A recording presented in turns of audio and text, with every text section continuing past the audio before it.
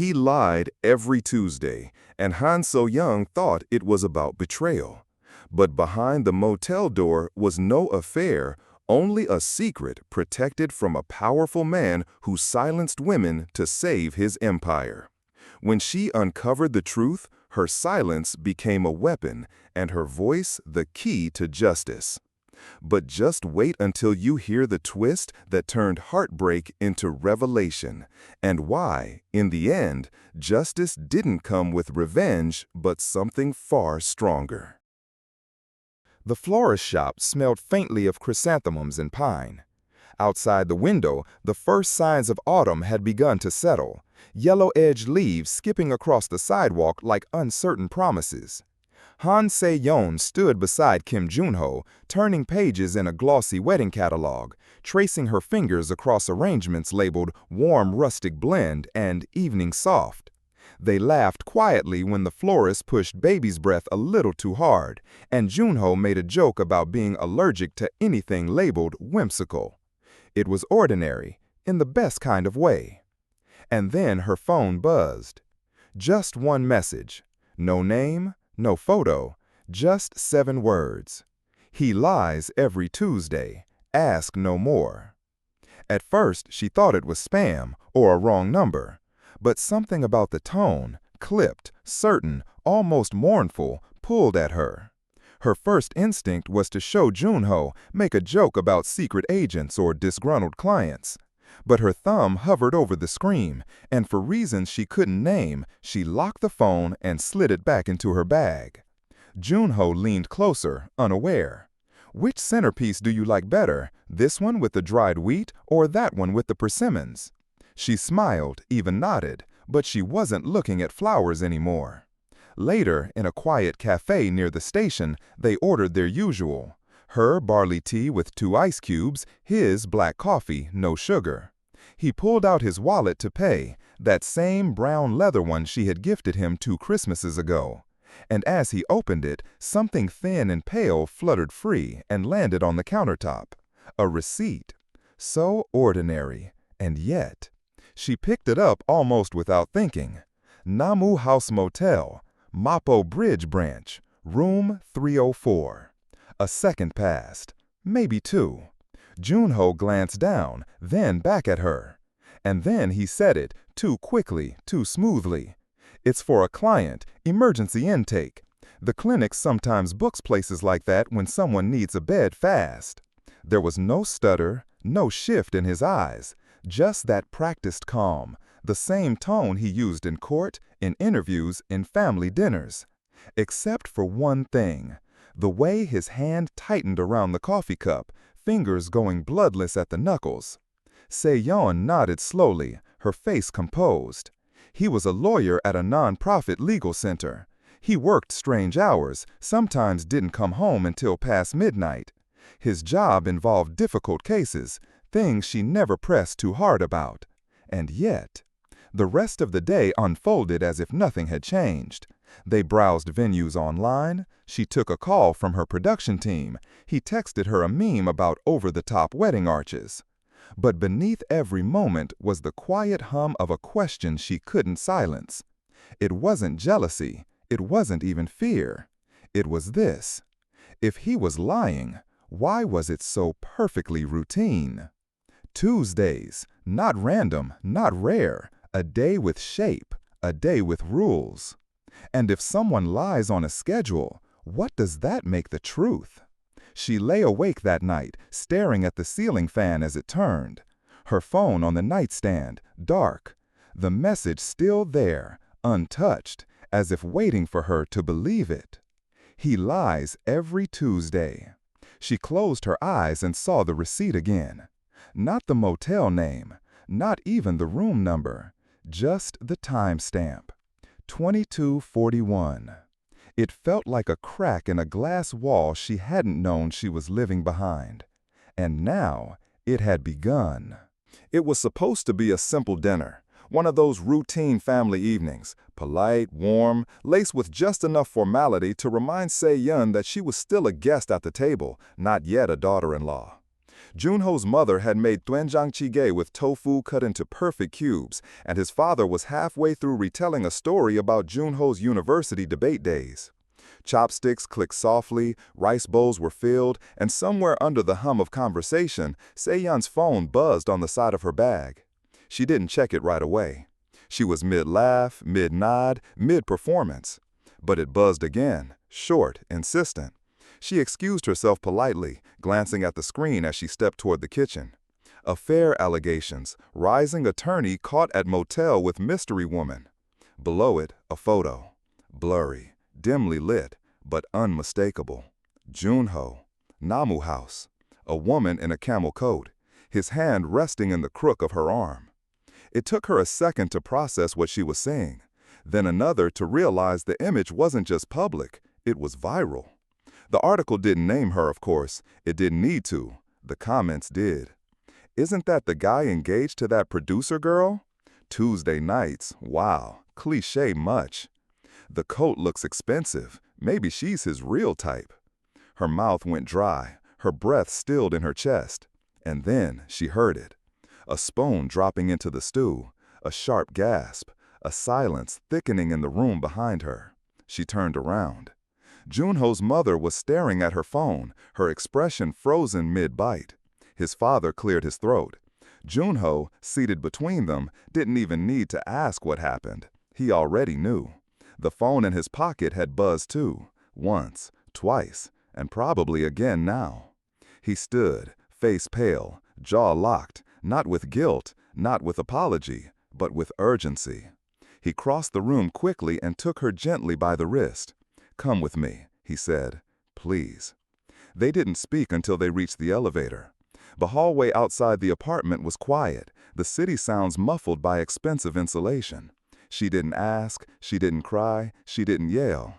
She just waited. Junho looked at her, and his voice dropped low. "I can't explain. Not yet. Please, trust me." It was a strange thing, how much weight one word could carry. Please. It sounded like a plea, like a warning, like the last thread holding everything together. Seo-yeon didn't move. Something inside her had already begun to retreat, folding away like the final page of a chapter that had no satisfying end.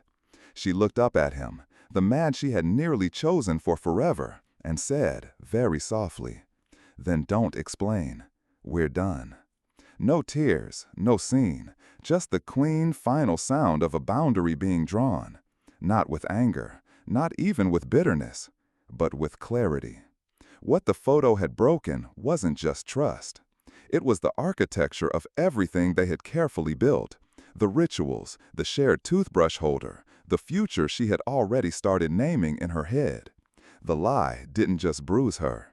It rearranged the furniture of her life, and suddenly, nothing fit anymore. She left without saying goodbye to his parents. She didn't look back as the elevator doors closed between them. And though her phone kept buzzing, she didn't check it again that night. There was nothing left to confirm. The headline had already rewritten the ending. Anger steadied her hands, the way studio lights steady a live show. Bright, unwavering, exposing everything. By 9 the next morning, Seo-yeon had turned her kitchen table into a field desk. Laptop open, legal pads stacked, sticky notes marching in rows. She was an assistant producer on a late-night human interest program. Finding the seam in a story was muscle memory. She wasn't going to wait for an explanation to arrive wrapped in apologies. She would build one out of facts. First, Tuesdays. She pulled up their shared expense tracker, the little app they used to split groceries and utilities, and filtered by day. A pattern surfaced with the bluntness of a road sign. Small cash withdrawals every Tuesday evening from an ATM near Hapjeong Station. Not large, not flashy, enough for a room with a door and no questions. On her own phone, she scrolled farther back in their message thread, noting the timestamps of his running late texts, the way they clustered between 10 and 11. She checked her rideshare history and saw 2 trips she'd booked from the same neighborhood, weeks apart, after he'd canceled date nights last minute. Different drivers, same drop-off radius, streets fanning out from Mapo Bridge. Second, the route.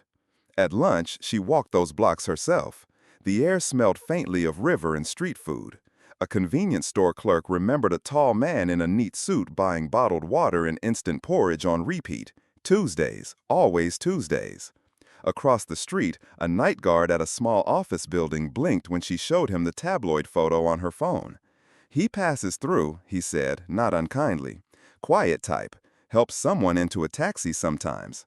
The guard didn't know who. Or he did and wouldn't say. Either way, it added weight to the shape of the evening. Third, the motel. The Namu house sign flickered at the edge of the road like it couldn't decide whether to be seen. Inside, the lobby was scrubbed clean, a bowl of hard candies by the register, a wall calendar 2 months behind. She didn't ask for records, she wouldn't get them, but she lingered long enough to learn what she needed.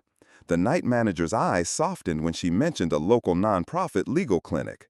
"Sometimes we get a call," he said carefully. "A room is paid, no names, no trouble, people rest, that's all." His tone made it clear the motel was less a destination than a corridor. In the afternoon, Seo-yeon reached out to a contact from an episode she had produced last year, a woman who coordinated emergency placements for a nearby shelter. The call was short, threaded with caution on both ends. "We rotate," the coordinator said, "for safety.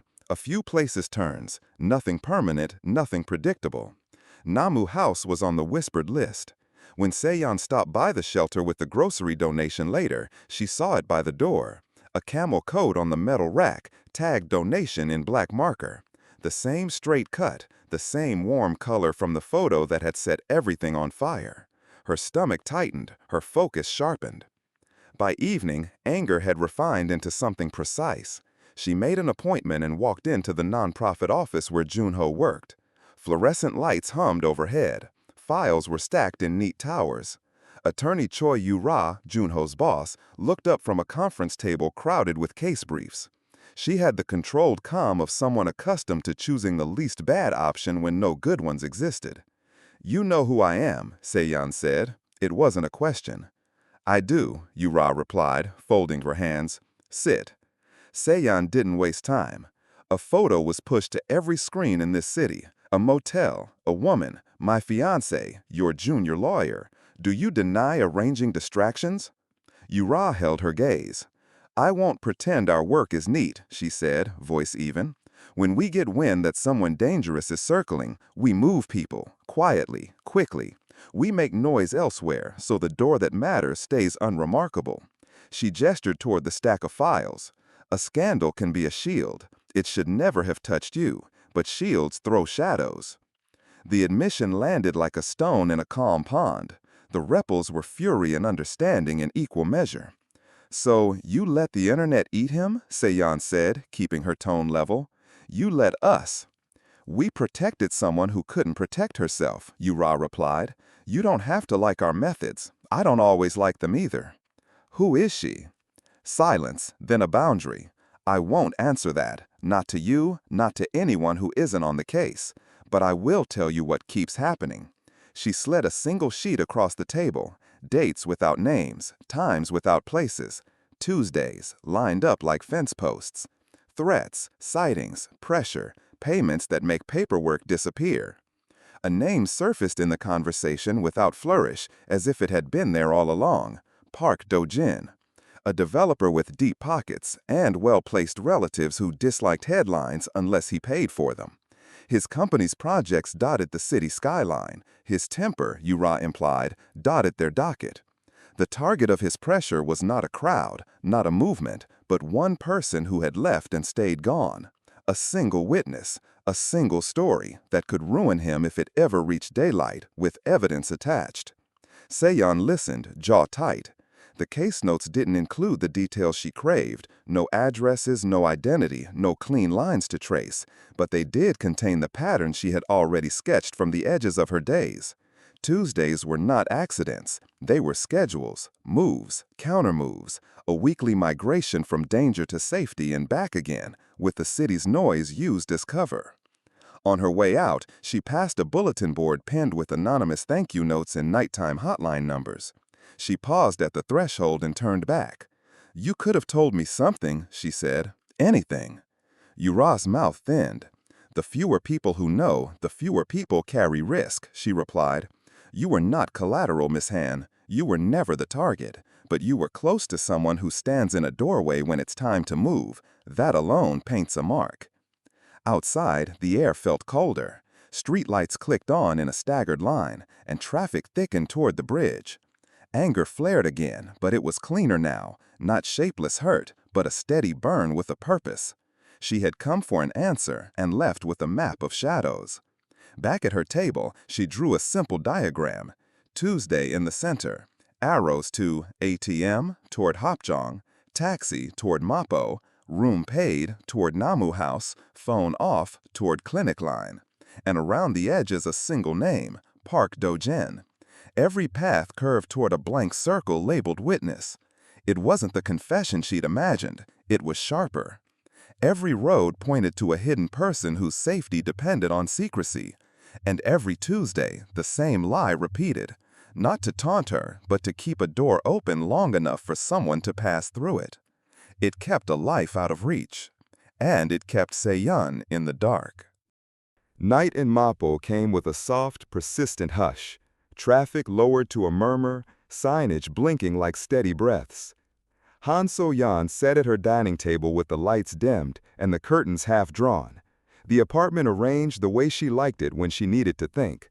A cup of barley tea within reach, laptop open to a blank timeline, headphones coiled like a question mark beside the trackpad. The anger of the day had cooled into something cleaner. Not forgiveness, not yet. Clarity. She had a secret too, one she'd protected longer than any relationship. Ginkgo, the anonymous podcast she produced after midnight, where voices that were usually trimmed for brand safety could be heard as they were. No names without consent, no dramatic sound design, just careful edits and the kind of quiet that lets a listener lean in. At her network job, these stories were softened. On Ginkgo, they were handled, not sensational, not diluted. Weeks earlier, she had received a voice note from a caller who signed off as Hi Jin. The audio had been warped through a basic filter, the kind of distortion anyone could find online. And the content had carried hints she couldn't air without verification. Payments described as gifts, papers signed in back rooms, a relative of a well-known developer who spoke like rules did not apply to him. And, just once, the caller mentioned a lawyer who stayed at her side through late appointments. In the background of the recording, there was a male voice, low, steady, just a few syllables. At the time, Seo-yeon's stomach had turned. She knew that tone. She had closed the file and left it in drafts. She didn't know what to do when work and life collided that cleanly. Now, with the pattern of Tuesdays mapped out on paper and a name, Park Do-jin, threaded through her notebook, she put on her headphones and opened the raw audio. She watched the waveform unfold. Peaks were breath-quickened, long flats where silence carried more weight than words. She slowed the track slightly, then ran a gentle denoise, nothing aggressive. The room tone lifted. Small sounds surfaced, the rustle of a coat, a door softly closing, a faint, steady whisper of rain against a window. And then, near the end, it arrived. The moment she had skipped over the first time, perhaps because the truth would have been too heavy to hold. A woman's voice, barely above a breath. "Appa, wait." Not pleading, not dramatic, simply the kind of address one uses without thinking, out of habit and history. Appa, older brother. The other woman in the photo wasn't a stranger, wasn't a secret partner. She was family. Seo-yeon pressed pause. The silence swelled around her, full of new corners. She scrubbed back and listened again. There it was, unmistakable. The distorted filter couldn't hide the natural way the word formed. Appa. An older brother guiding a younger sister through a corridor built out of Tuesday nights and closed doors. Kwon Hai-jin. The name slotted into place without effort. Jun-ho's sister, the one he rarely discussed beyond a stray detail here or there, always with warmth, never with specifics. A survivor, now moving under an alias, protected by a clinic that had learned the hard way how to guard privacy.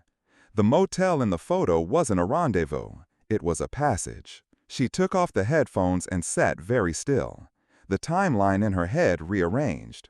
The lie that had fractured her life had also kept someone else breathing steadily enough to reach the next morning.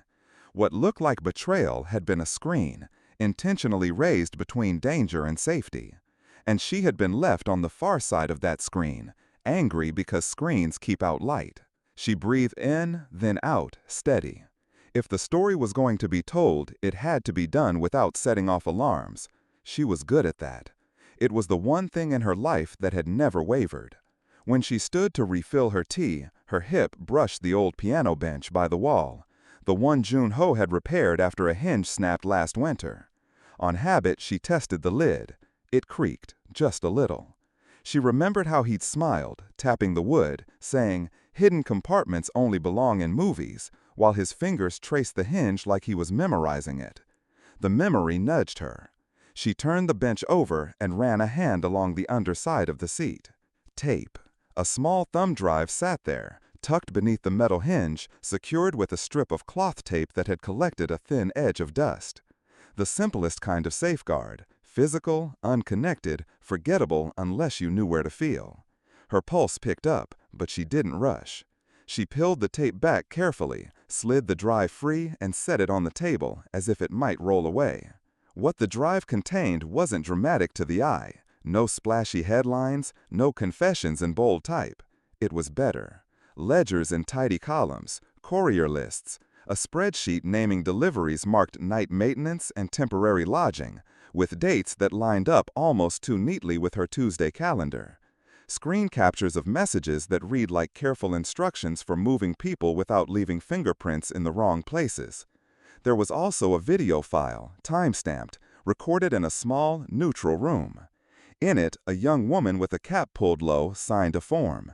Her face was partially turned away, but the shape of her jaw looked familiar in a way that made Seo-yeon's chest ache. Not because of shock, the shock had already happened, but because recognition can be its own kind of gravity. The form bore an official stamp, but the case number field was blank. The file name ended with the kind of shorthand that suggests it had never reached any queue it was meant to reach. None of it was conjecture. All of it pointed in the same direction. For a minute, she let herself feel two things at once: the hurt of being shut out and the respect for a plan that had carried someone through a narrow passage without drawing a crowd. And then she did what she knew how to do best. She worked. First, she backed up the drive to 2 encrypted folders stored on separate devices. She wrote a one-page brief that contained no proper names, only roles and dates. She exported a clean, pitch-shifted version of the high-gen recording, stripping identifiers that could trace back to locations, trimming timestamps that might help anyone cross-reference with public sightings. She redacted the video down to audio, the sound of pen on paper, the steady, measured breathing of the person beside her, a voice off-screen confirming a date. Then she reached out through a secure channel to prosecutor Han Seo-yeon, whose reputation for diligence had survived more than one administration change. "I have documentation tied to irregular cash movements and a pattern of Tuesday placements," she wrote, attaching the brief and nothing that could reveal Ginkgo's origin. "The material suggests pressure from a private entity with influence.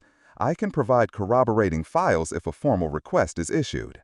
I will not release any names without protective measures in place." A reply came sooner than she expected, short, professional, asking for a meeting. In a controlled environment. The message included a checklist of safeguards that matched her own. It was the first true exhale she'd had in days. Finally, she opened her podcast editor. The Ginkgo episode she built was stripped to bone. No cold open, no signature chime. She recorded a simping introduction, voice steady, language precise. "This story does not name individuals. It names a pattern," she said. "If you recognize elements that intersect with your life, consider this an invitation to document with care." She laid in the anonymized audio from High-Gen, then the ledger trail, read aloud without commentary, and closed with the list of dates where night maintenance aligned with Tuesday movements across Mapo. She referenced a motel without location, a clinic without address, a company without adjectives. It was not a fire, it was a light. Before she hit publish, she stared at the waveform one last time. Her hands, the same hands that had shaken outside that elevator, were steady now. Junho's lie had been a wall, she thought. My secret is a door. Doors can be opened carefully, just enough to let air move. She pressed upload. The file spun for a breath, then landed in the feed. No fanfare, no announcement, just a quiet entry slipping into the stream where the right people would hear it. Advocates, reporters who still check sources, the rare officials who listen before they spoke. Her phone buzzed once, not with a headline, not with a rumor, but with a short notification confirming receipt from Prosecutor An. The message read, "Got it. Proceeding as discussed." Seo-yeon placed the thumb drive back in the bench, new tape over the hinge. Not to hide it, to mark the place where fear had once sat, and where tonight, purpose had taken its seat. For the first time in weeks, she realized she wasn't waiting for someone else's explanation. She had found her own. The arrests came quietly, but the city heard them. Just after dawn, near the banks of the Han River, a black sedan was stopped by an unmarked vehicle. The man inside, Park Do-jin's nephew, tried to slip away through a side path leading toward the pedestrian walkway. But before he could disappear into early light, a small cluster of reporters, already tipped off and waiting, captured the moment he stumbled. Not over handcuffs or resistance, but over something far more damning, a lens he couldn't control. No curated statement, no lawyer beside him, just a still frame, confusion, not command. It made the morning news within the hour. By noon, the story had shifted. Park Do-jin's office released a brief statement denying knowledge of any unauthorized actions by affiliated personnel. But it came too late. Screens across the city flashed screenshots of delivery records leaked by a source close to the investigation, referencing Tuesday routing and off-site compliance. The phrase night maintenance began trending, not because of its meaning, but because of what it had masked. Attorney Choi Yora left the nonprofit the same morning. Not fired, not forced. She packed her things methodically, handing over a sealed envelope to the front desk. Inside, pages of case notes, anonymized transfers, witness schedules marked only by initials and times. A log of every Tuesday move that had kept one woman from being found. It didn't name Hae-jin, but it made her story possible. When Kwon Hae-jin testified, she did so behind a protective screen, her voice projected through a filter. The courtroom was tense, respectful. The only sound louder than her testimony was the quiet in the room as people listened. Not out of shock, the shock had passed, but out of something rarer, the recognition of truth being told at last. Her words didn't tremble.